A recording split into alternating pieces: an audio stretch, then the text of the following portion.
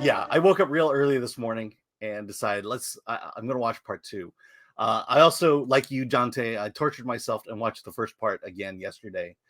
Um, let's talk about Rebel Moon.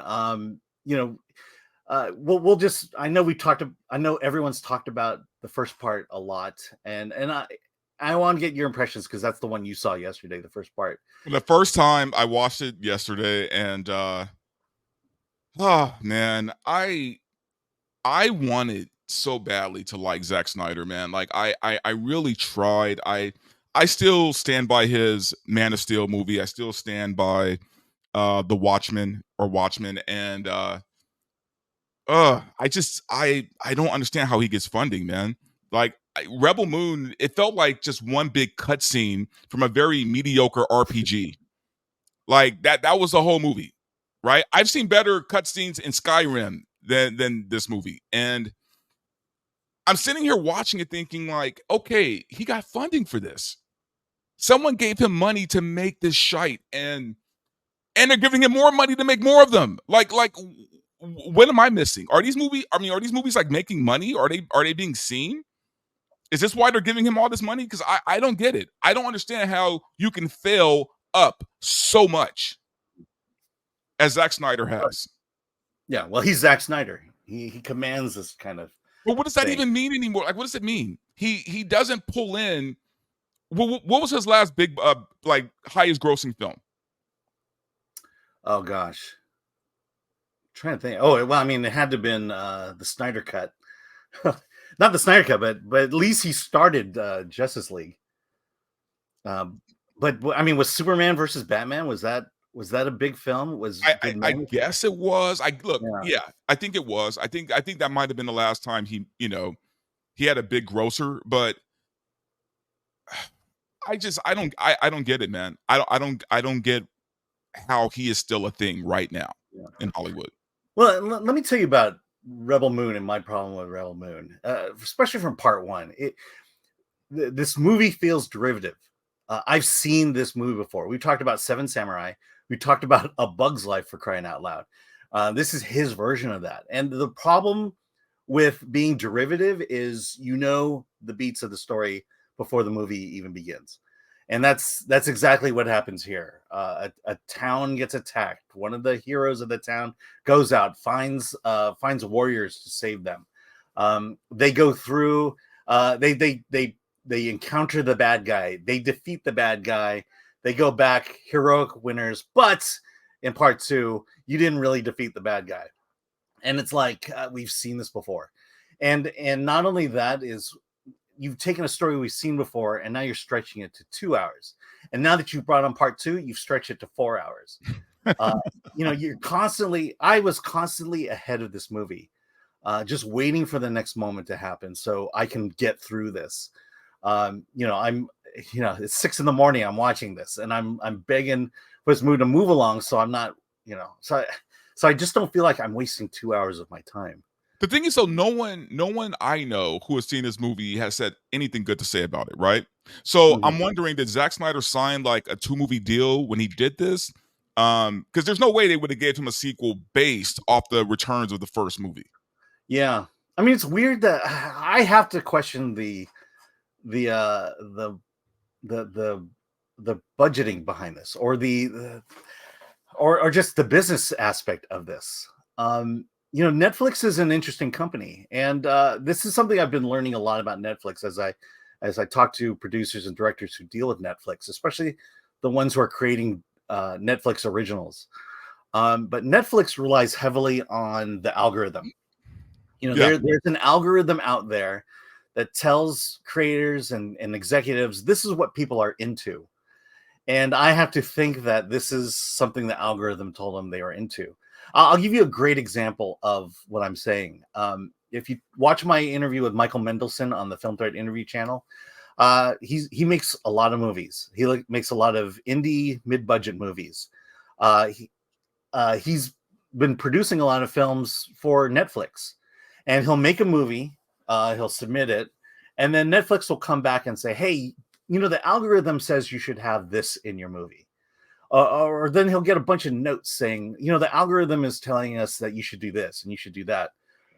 And then I asked him, does it work? And he told me, yeah, it works. The last movie he produced for Netflix was I forget the name of it, but it was on the top. It was the first movie that was it was the longest movie he made for Netflix that was in the top 10.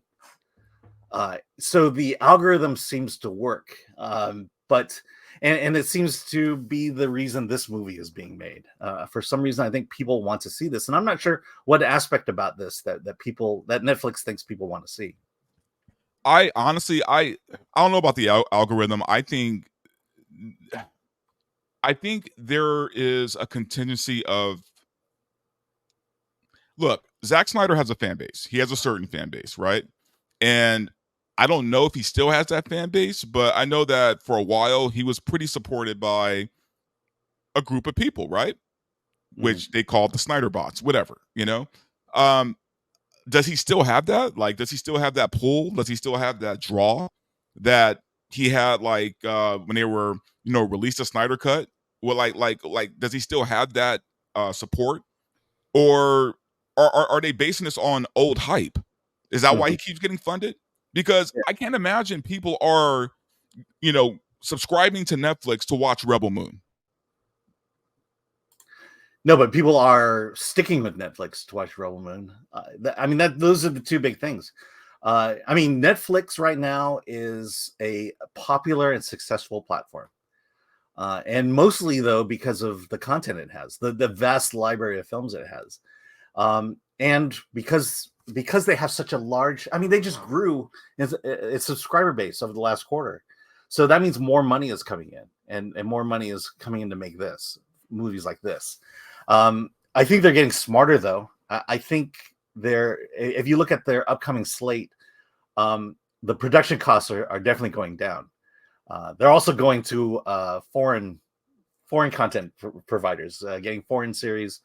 So they're being at least smart about it, and they're figuring out what is it that people want to watch, and they're putting it up there.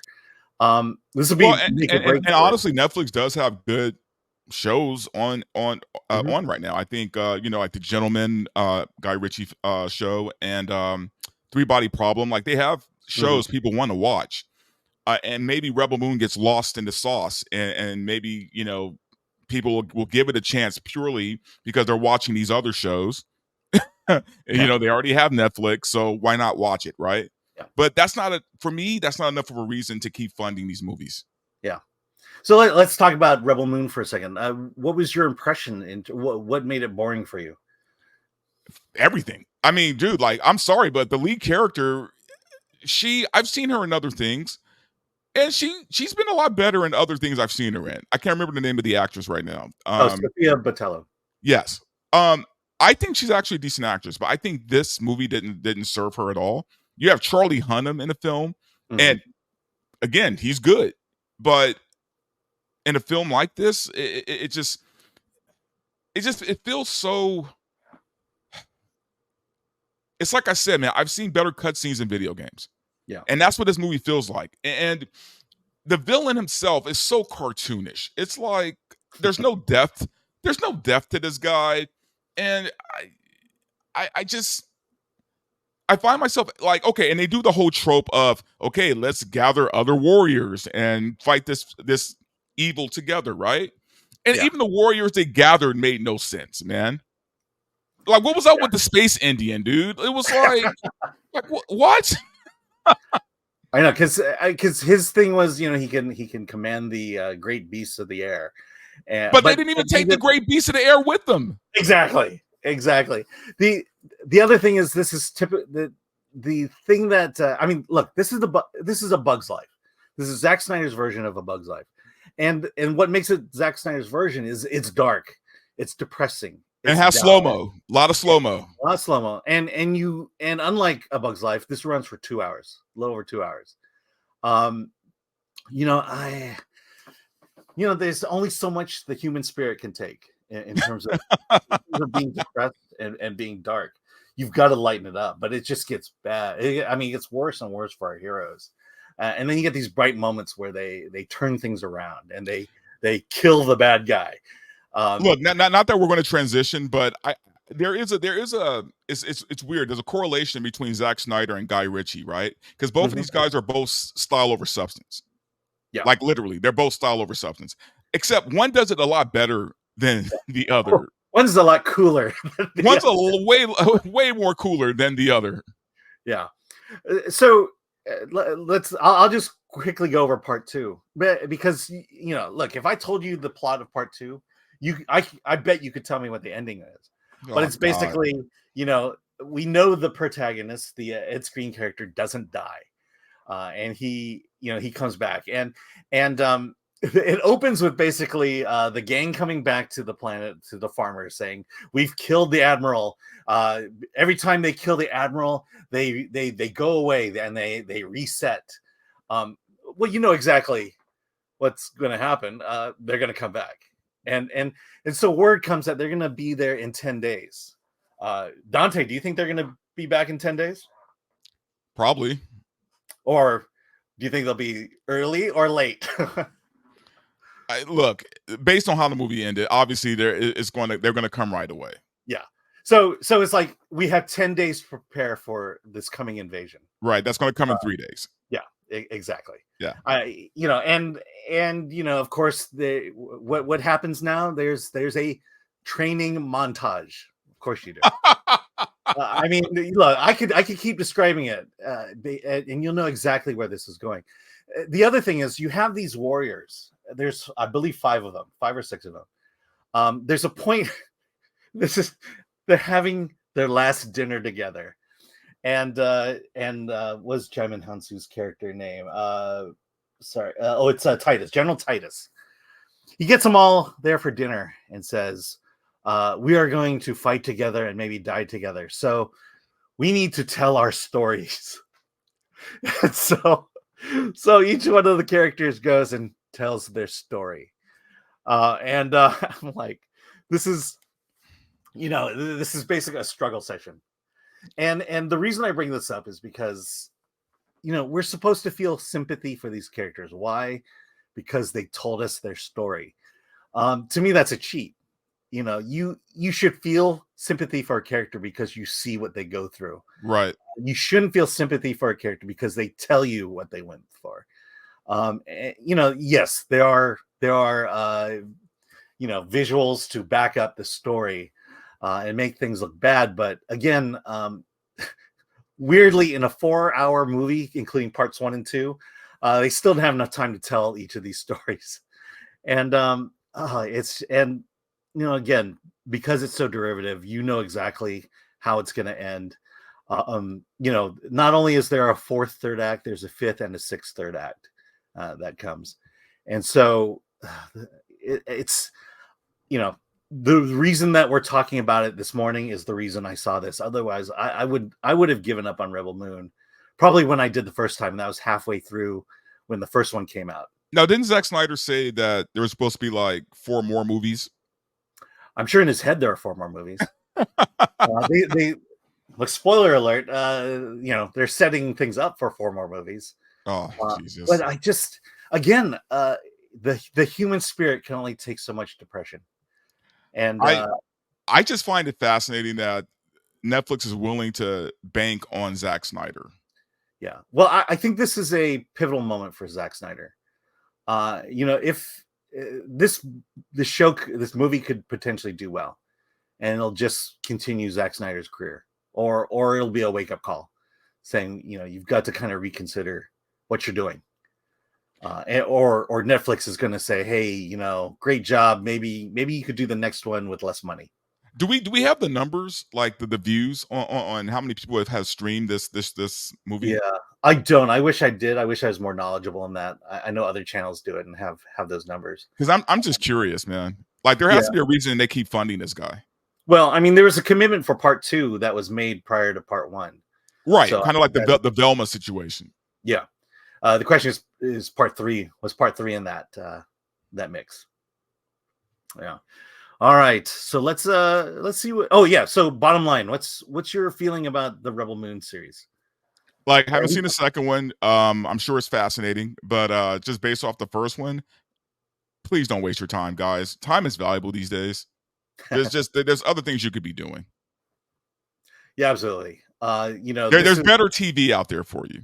Yeah, I mean, I hate to think that Zack Snyder's setting the standard for what film and TV is going to be like in the future. I hope not. I get it. I think this is the best thing I could say about about Rebel Moon is I could make Rebel Moon. Give me $100 million. I can make this exact same movie, and I could probably do it better. Yeah, I could hire people to do the special effects. I could hire great actors. The problem is the story. The story is so weak. The story is derivative, and that's why it becomes boring. And to have gone in 4 hours for this story that is predictable, I don't understand it. And the other part of it too, though, man, like if we're being honest, and somebody had to bring this up, and I guess it's going to be me. The whole girl boss of it all, like it's so girl. It's like, I'm sorry, I don't buy that this girl is beating down these soldiers, right? Like these big, beefy male soldiers. I just didn't buy it. I'm sorry. There's no way you could tell me that this little girl, even with her great skill, would have beaten all these guys. Yeah. But at the same time, at least she's surrounded by men. There's no Marvel situation. But she's better than all of those men. Yeah. Well, the other thing. So there you go. Yeah. Well, of course. Well, the reason is because we were told that she was trained as one of the elite. And again, we were told that. And that's how it comes to be. The other thing is there's the Asian character, Nemesis. What is it about not giving Asians lines in TVs and movies? And of course she had to be the sword wielder, right? She had to be the ninja. Right? I mean, yeah. You can't waste an Asian, man. It's like when you got an Asian in your film, you got to make him a ninja. Yeah, but okay, here's a plus side. Here's a plus side. At least the action makes sense compared to anything Star Wars and Marvel has done recently. When you see a fight scene, you understand why people are doing the things they do, and it looks pretty cool. So keep that in mind. Keep Rebel Moon in mind when you watch The Acolyte. All right, there we go.